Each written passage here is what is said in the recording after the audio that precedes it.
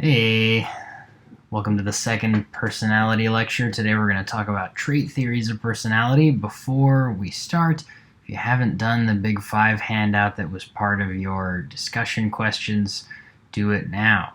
If you don't have it, find some place online where you can get a Big Five inventory and do it once for you, and then go through it a second time, answering for a close friend or family member. Preferably a family member, preferably a family member, preferably an immediate family member, because that'll be the most interesting possible version of that. If you've got the handout and you've got it filled out, then I will tell you how to add it up. If you don't have it filled out yet, don't listen to how to add it up because it'll skew your responses, okay? So if you haven't answered it yet, pause, go download it. It's in the same folder that you found this video. Answer it all, pause. And then to add it up, all you have to do is add by column. They're actually organized in columns. As soon as you know that, it looks obvious, but before you know, it's easy to let it slip by. So you'll have your own scores in your head as we go through all the facts and figures surrounding the Big Five personality traits in this video. So today, by the time this video is finished, you'll be able to describe the basic aspects of trait theories, and you'll be able to answer that same kind of question we were asking at the end of the last video, which is what kinds of questions would this kind of personality theorist ask a new participant in research or client in therapy? You'll also be able to talk about the relationship of locus of control to personality, so we'll talk a little bit more about the self-control and the definition of the self kind of things we were discussing at the end of the last video. And then we'll talk about the threefold influence of biology, cognition, and experience, how they all affect personality. You can talk about what these theorists think about personality in a couple ways. Circularly, you could say that they define personality as a collection of traits. In order to remove the circularity, we can define what a trait is. It is a disposition to feel or act a certain way. So personality then is defined as a collection of dispositions, maybe a collection of typical behaviors. These traits are based on behavior, but they tend to be lifelong in nature, or at least much longer than simple individual behaviors.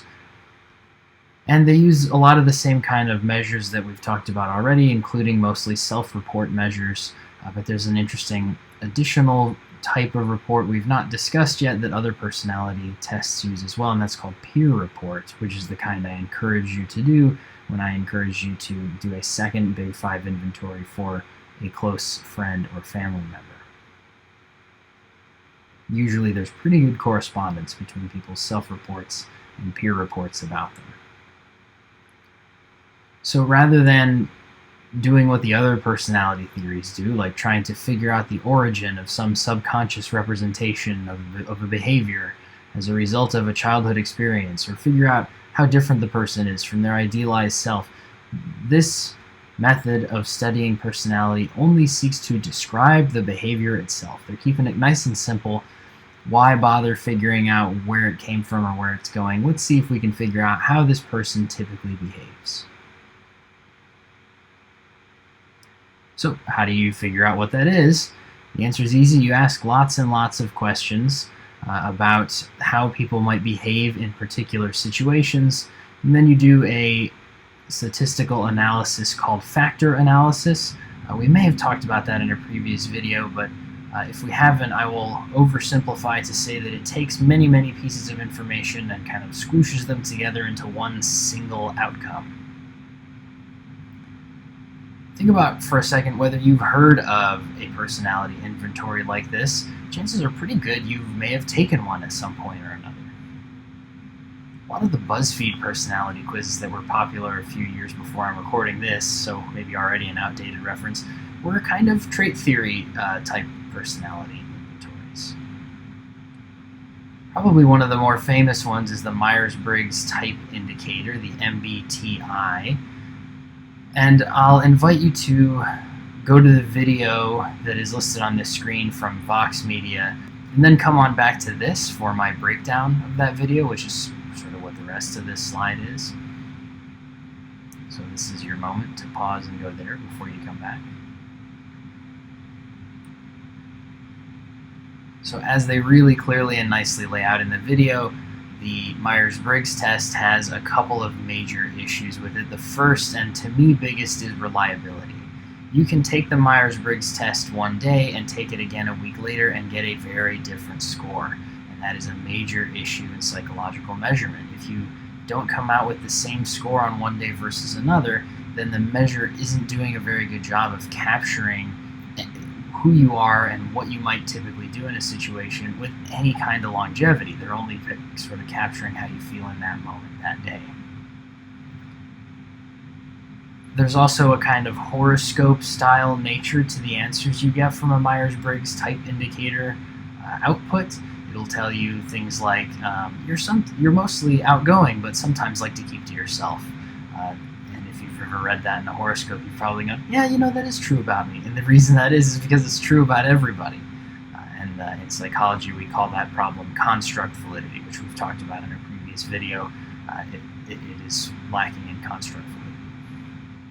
Another reason the MBTI is sort of problematic is that it puts people into categories, and that kind of feels nice to us because, as we've talked about at length at this point, the brain does really like categorization. We love to simplify.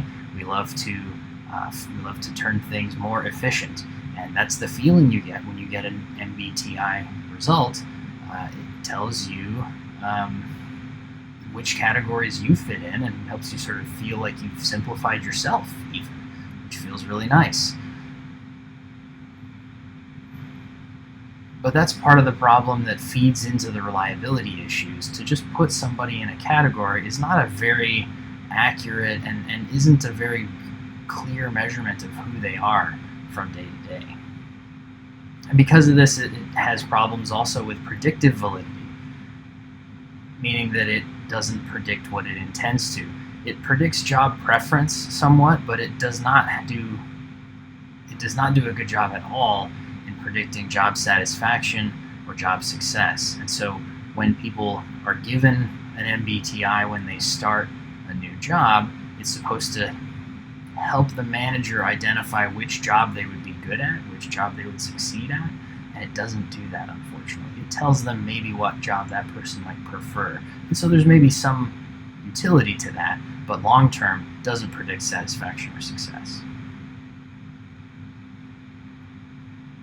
The model that does do all these things is called the Big Five. It was originally identified by McCrae and Costa, pictured here, in 1999. And they were the starting point of essentially what many personality psychologists have come to agree with in the last 20 years, which is that there are 5 basic personality traits. They call this the 5-factor theory or the Big Five. A good way to remember them is they can be arranged to spell the acronym OCEAN, so keep an eye out for that as I go through them here. First of the Big Five traits is extroversion, the second is neuroticism, third is conscientiousness, the third is agreeableness, number 5 is openness to experience. These 5 traits are called higher order traits, which means they are composed of other parts, so you can break them down into lower order traits if you like. And those lower order traits are interrelated within the higher order traits. So conscientiousness, for example, includes carefulness and organization. And agreeableness will include whether somebody is trusting and whether somebody is helpful. And so those things combine to make those bigger, higher order traits. There is a lot of evidence in support of the 5-factor theory.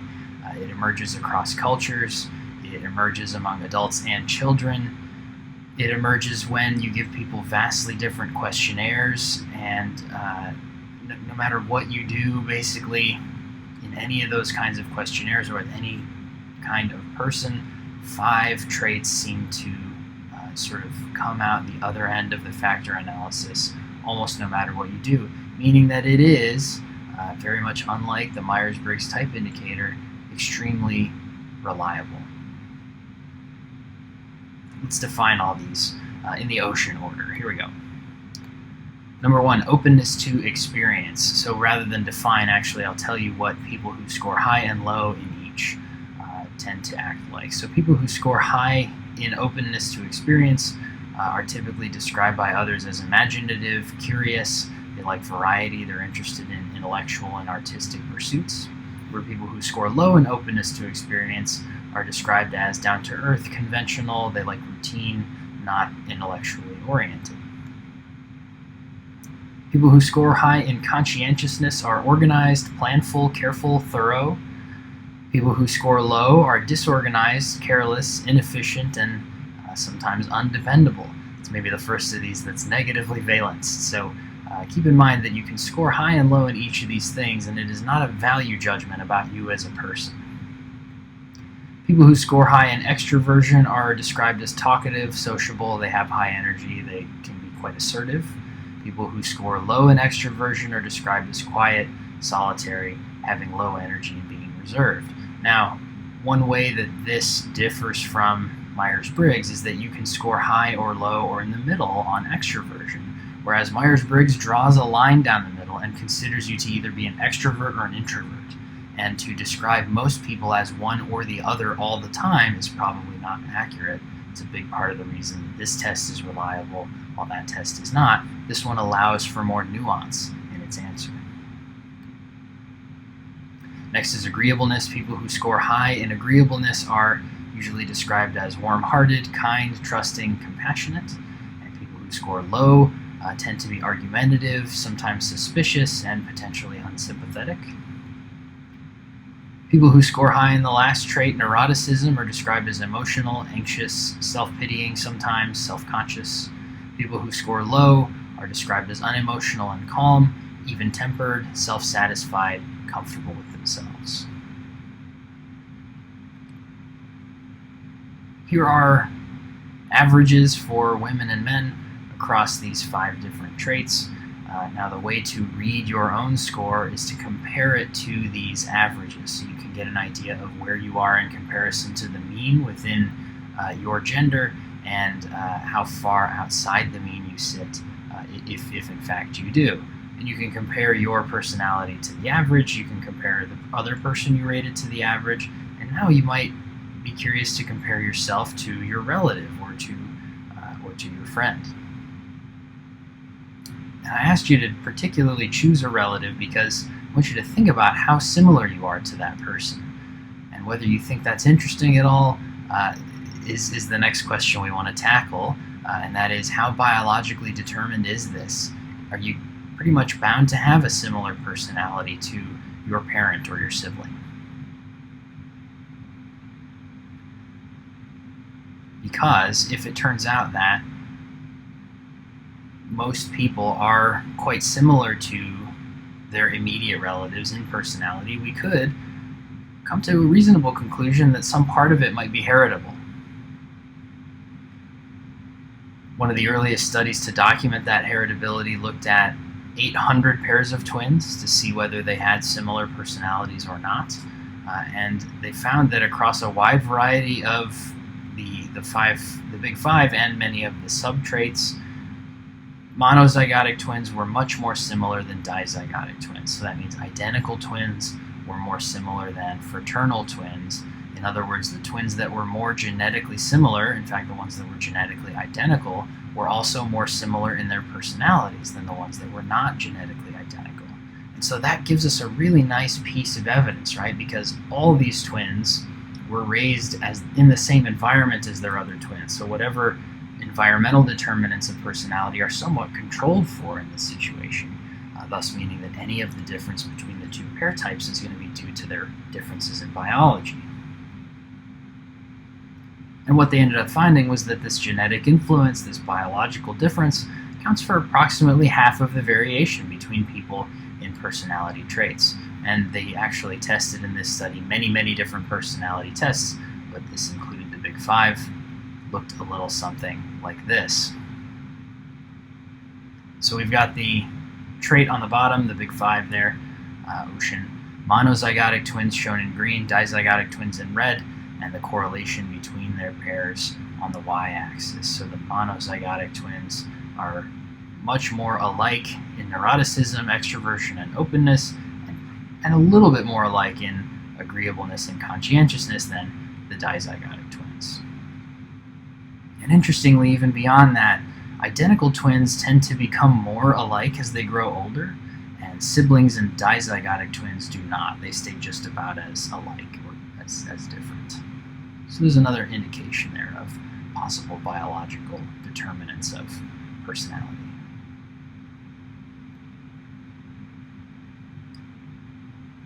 I just showed you those data. Do you see any issues with the interpretation that twins are more similar, therefore there's a genetic basis to this? Think about if you have an answer to that.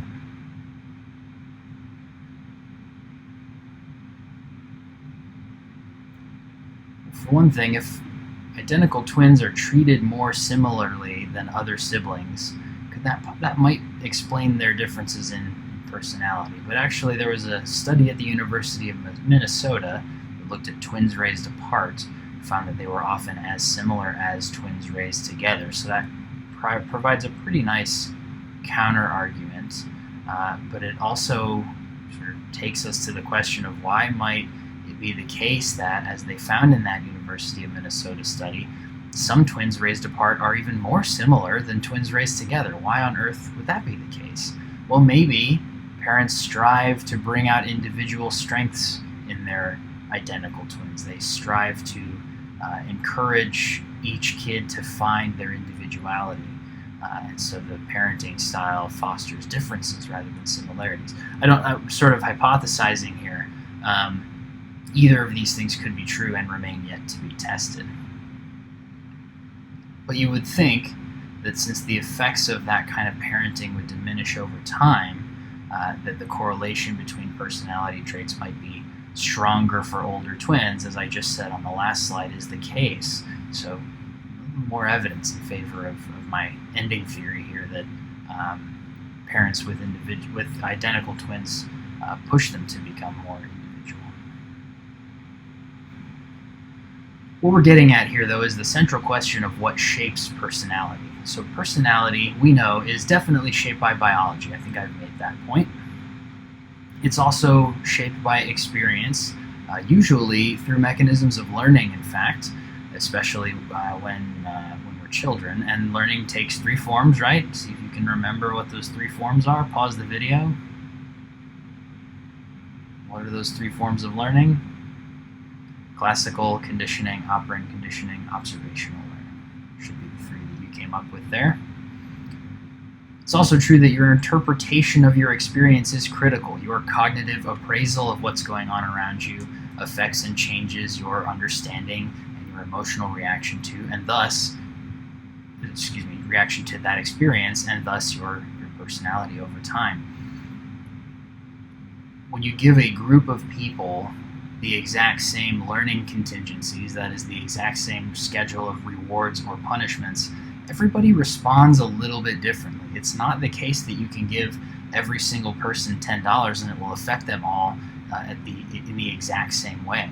You can't cause the same punishment for 10 people and expect it to hit them all the exact same way. If it's a pain stimulus, some people are going to have a higher tolerance to pain than others.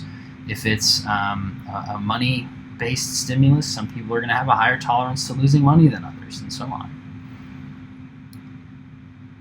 Think about a question you've probably been, not a quiz question, but rather a worksheet question regarding a child that becomes rowdier and rowdier as they are chastised in class. That is supposed to be a punishment, that chastising, but the child is actually acting out to seek the attention from the teacher, and so it serves as a reward. So that's probably the nicest example of the fact that everybody interprets rewards and punishments differently. And that's what is both reflective of and then ends up determining our personalities. Personality is also shaped by cognition. So that has more to do with our kind of moment-to-moment appraisal and understanding of ourselves. So this has some of that self-control and self-efficacy and self-esteem kind of issue. Sorry, not self-control, self-esteem and self-efficacy. And part of that is locus of control. That's why I said self-control. Slipped up a little bit there. But I want to talk a little bit more about locus of control. So for each of the questions on the next couple of slides, I want you to either choose A or B, the answer that best applies to your personal beliefs. Question 1, A, making a lot of money is largely a matter of getting the right breaks, or B, promotions are earned through hard work and persistence. Which of those two things do you think? A or B? Question 2, write A if you believe that many times the reactions of teachers seem haphazard to me, or write a B if you are more likely to say, in my experience, I've noticed there's usually a direct connection between how hard I study and the grades I get. Number 3, A, if you think the number of divorces indicates that more and more people are not trying to make their marriages work, or B, if you think marriage is largely a gamble. If you need more time, pause this before I go to the next slide. Number 4, answer A if you think it's silly to think that one can really change another person's basic attitudes. Write B if you think when you're right, you can convince people of stuff. For 5, A, in our society, a person's future earning power is dependent upon their ability. B, getting promoted is really a matter of being a little luckier than the other person. 6, A, if you believe if one knows how to deal with people, they are quite easily led. People can be led if you know how to do it. B, I have little influence over the way other people behave. 7, A, if you believe sometimes I feel I have little to do with the grades I get. B, if you believe in my case the grades I make are the results of my own efforts, luck has little or nothing to do with it. Pause this if you need time before we go on. Number 8, people like me can change the course of the world if we make ourselves heard. That would be A. Answer B if you think it's wishful thinking to believe one can influence what happens in society at large. For 9, write an A if you believe I am the master of my fate. B if you believe a great deal that happens to me is probably a matter of chance. 10, A if you believe it's almost impossible to figure out how to please some people. B if you believe getting along with people is a skill that must be practiced. Again, pause if you need to finish before you move forward.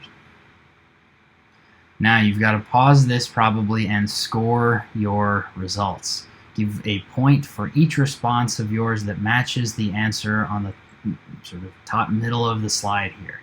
And then we'll interpret the scores in just a moment. So pause the video, tally your score, and add it up. You should have a score between 0 and 10.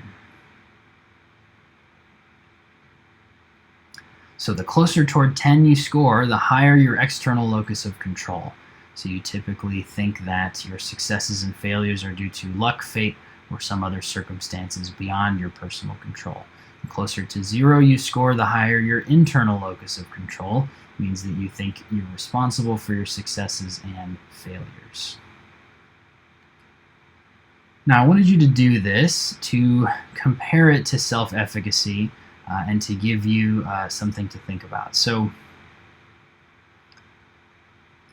locus of control and self-efficacy are similar, and I want to give you an example to try to start to disambiguate them. So Ray is our exemplar guy here. Ray might be convinced that people can control their environment, but feel that he personally lacks the skill. So he would be rated as low in self-efficacy with an internal locus of control. On the other hand, he could think that he's very capable, he could be very confident in his basic abilities, but believe that he could do very little to control the things around him. In that case, he would have high self-efficacy and an external locus of control. Usually, as I've said before, a person's degree of self-efficacy is related to a particular situation or a particular task. You might think you have a strong ability to excel academically, but not have any confidence in your social skills, or vice versa. And those are both examples of self-efficacy. Again, it's situational. And self-esteem is more general, And then locus of control is confusable with those two things, but it is either internal or external, and it typically is a little bit more, it's looked at as a more general concept, but you can definitely drill down and think about like self-control in school versus self-control in the workplace. Maybe they could be two totally different scores. And so now that you have this kind of framing around it, take a minute and think about whether those were good questions to assess your general locus of control. Did they work for you? Do you think that captures everything there is to locus of control? Probably not. It's only 10 questions. Do you have any issue in the way the questions were asked? I was wondering if maybe they'd be better as scales than just A or B. Because remember, we want to standardize our task and our scoring. We want it to have validity and reliability. And by the way, some of this probably feels a little familiar because we, first of all, talked about it in the last video, but also talked about it in the context of a social cognitive theory of personality. And so the social cognitive theory and these trait theories are not mutually exclusive. People very infrequently stick to only one or the other. Especially in personality theory, there's a lot of bleeding lines between these approaches.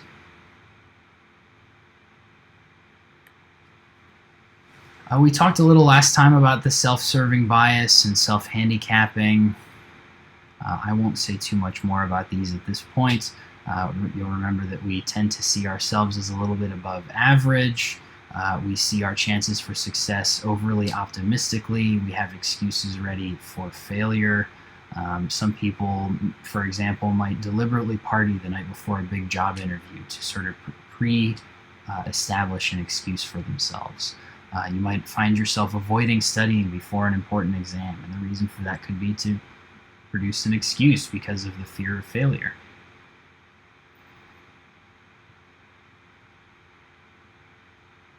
People vary on these tendencies and these visions of themselves, but we tend to be a little higher in the Western world on all three of these. We are more likely to see ourselves as above average, to be optimistic about ourselves, and to prepare excuses for failure.